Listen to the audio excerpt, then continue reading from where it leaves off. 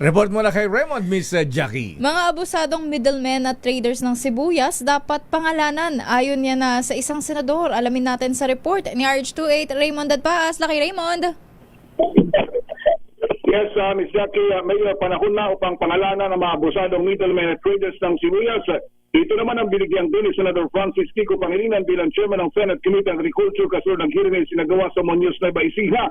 Tinamo ni Pangilinan ang lahat ng mga municipal agriculture officers na ibigay sa kanyang pangalan ng mga abusadong mga negosyante dahil batay sa sumbong ng mga magsisibuyas ng Nueva Ecija, Mindoro at Pangasinan, kilala ng mga municipal agriculture officers ang mga middlemen at traders na nagmamanipula sa presyo ng sibuyas. Para sa Senador, mahalaga na malantad ang pangalan ng mga inakusang umabusong negosyante para sila ipagpaliwanagin at kung may ebidensya laban sa kanya, dapat silang kasuhan.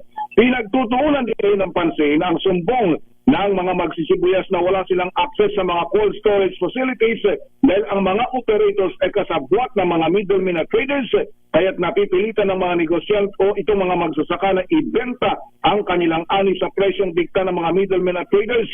Sa ngayon ay nasa 21 hanggang 23 pesos na lang kada kilo ng pulang sibuyas mula sa mataas na presyo nitong 80 pesos kada kilo. Malayo sa gustong minimum kada kilo ng mga magsasaka na 35 pesos kada kilo. Ito si RH28, Raymond Dadpaas, sa DZRH, una sa Pilipinas, una sa Pilipino. Maraming salamat, Raymond Dadpaas, sa